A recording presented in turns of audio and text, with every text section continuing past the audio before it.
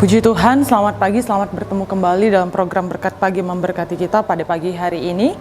Kita mau kembali lagi diberkati lewat kebenaran firman Tuhan dalam kitab 1 Korintus pasalnya yang kedua. Kita mau fokus di ayat yang pertama sampai ayat yang kelima. Saudara boleh lihat 1 Korintus 2 ayat pertama sampai yang kelima, saya bacakan. Demikian pula ketika aku datang kepadamu, saudara-saudara, aku tidak datang dengan kata-kata yang indah atau dengan hikmat untuk menyampaikan kesaksian Allah kepada kamu. Sebab aku telah memutuskan untuk tidak mengetahui apa-apa di antara kamu selain Yesus Kristus, yaitu Dia yang disalibkan. Aku juga telah datang kepadamu dalam kelemahan dan dengan sangat takut dan gentar. Baik perkataanku maupun pemberitaanku tidak kusampaikan dengan kata-kata hikmat yang meyakinkan, tetapi dengan keyakinan akan kekuatan roh, supaya iman kamu jangan bergantung pada hikmat manusia, tetapi pada kekuatan Allah. Puji Tuhan. Dalam kitab 1 Korintus 2 ayat 1-5, kita tahu bersama penulisnya ialah Rasul Paulus. Rasul Paulus menjadi rasul yang sangat terkenal, saudara, hingga saat ini bahkan bukan hanya sekedar karena jabatannya yang seorang rasul, namun karena pengajarannya yang sangat-sangat unik. Oleh karena ia menggunakan hikmat yang bukan berasal dari dunia. Hikmat yang bukan berasal dari manusia, melainkan hikmat dari Allah. Dan pengajaran inilah yang kemudian Rasul Paulus ajarkan kepada jemaat di Korintus, khususnya dalam pengajarannya dalam 1 Korintus 2 ayat 1-5 ini, saudara. Nah, di ayat pertama tadi yang sudah kita baca, Rasul Paulus mencoba menjelaskan maksud kedatangannya, bahwa ia datang bukan dengan kata-kata yang indah atau dengan hikmat untuk menyampaikan kesaksian Allah, untuk menyampaikan pemberitaan Injil. Melainkan apa, saudara? Melainkan Rasul Paulus sudah memutuskan untuk tidak mengetahui apa-apa selain daripada yang disalibkan, yaitu Tuhan Yesus Kristus sendiri. Hikmat yang dimaksud dalam ayat pertama yang sudah kita baca itu mengarah kepada hikmat dunia. Dan karena itu Rasul Paulus tidak mau menggunakan hikmat demikian. Karena apa, saudara? Karena dia tahu bahwa untuk menyampaikan pesan Injil tentang Sang Juru Selamat, tentang Yesus Kristus, tidaklah akan berhasil tersampaikan jika hanya menggunakan hikmat manusia semata. Makanya di ayat yang keempat dijelaskan bahwa Rasul Paulus itu datang menyampaikan segala pengajarannya dengan keyakinan oleh kekuatan yang daripada Roh Kudus. Karena hanya dengan kekuatan Roh Kudus loh, saudara, pemberitaan tentang Injil ini dapat tersampaikan dengan baik dan dengan tepat sasaran. Dan Rasul Paulus menyadari akan hal ini. Berbicara tentang hikmat, saudara, hikmat dunia itu mungkin terdengar baik, namun tidak berarti hikmat dunia itu tepat dan benar. Hikmat dunia mungkin terdengar baik, bagus, menarik, tapi tidak berarti hikmat dunia itu tepat dan benar, saudara.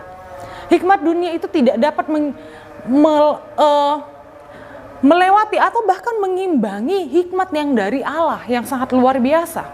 Dan hal tersebut sudah diakui dengan tegas oleh Rasul Paulus lewat ayat ini. Jika berbicara tentang hikmat, saudara, akan mengingatkan kita kepada seorang tokoh dalam perjanjian lama, yaitu Salomo, di mana dikatakan dia mempunyai hikmat yang sangat-sangat luar biasa. Tidak ada orang yang lebih berhikmat sebelum bahkan sesudah Salomo. Bahkan hingga saat ini nggak ada orang yang lebih berhikmat daripada seorang Salomo. Hikmat seorang Salomo ia dapat langsung dari Tuhan Allah. Dan hikmat tersebut itu membantu Salomo dalam banyak hal pada saat ia menjabat sebagai Raja Israel pada masa itu. Jadi terbukti, saudara, betapa pentingnya sebuah hikmat, yaitu hikmat Tuhan. Karena bukan saja diperlukan pada masa perjanjian lama, bukan saja diperlukan oleh raja-raja, namun juga sangat dirindukan pada masa kini, pada masa perjanjian baru. Dan lewat Rasul Paulus yang menjelaskan dalam 1 Korintus 2 ini, kita menyadari kembali bahwa betapa pentingnya sebuah hikmat yang berasal dari Tuhan. Amin. Oleh sebab itu, saudara, sebagai umat-umat Tuhan, baiklah kita mengejar apa yang menjadi hikmat dari Tuhan.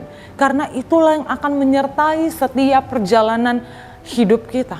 Baik dalam iman kita, yaitu dalam pengenalan kita akan Tuhan Yesus Kristus, maupun dalam mengambil segala keputusan dalam hidup kita, atau bahkan dalam menghadapi segala sesuatu. Cara kita memandang segala sesuatu, termasuk bagaimana cara kita memandang sebuah masalah di hadapan kita.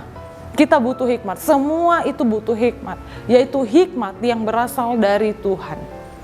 Oleh sebab itu saudara, marilah kita jangan bergantung pada hikmat yang kita punya hari ini. Jangan bergantung pada hikmat dunia, hikmat manusia yang mungkin kita sering baca, atau mungkin sering kita dengar. Orang-orang terpandang, orang-orang yang terkenal akan kepintarannya, yang mengeluarkan setiap gagasan mereka, hikmat yang mereka punya. Janganlah kita bergantung akan hal-hal tersebut saudara. Karena hikmat manusia, hikmat dunia itu sangat terbatas. Melainkan kita harus bergantung kepada hikmat yang tidak terbatas, yang tidak melampaui apapun juga, yaitu hikmat yang berasal dari Yesus Kristus Tuhan kita. Bagaimana caranya kita memperoleh hikmat tersebut? Yakni kita mulai dengan pengenalan yang benar akan Tuhan Yesus, akan Sang Juru Selamat tersebut, dan kita mengerti apa yang menjadi kehendaknya lewat hubungan kita dan lewat pembacaan akan kebenaran firman Tuhan. Demikian firman Tuhan pada pagi hari ini. Biarlah kita senantiasa meminta hikmat yang daripada Tuhan, yang daripada Allah kita, Bapa kita, sehingga kita senantiasa bijaksana dalam segala sesuatu, dalam melakukan apapun itu. Demikian firman Tuhan. Immanuel, Allah beserta kita. Perlu Kau Tuhan.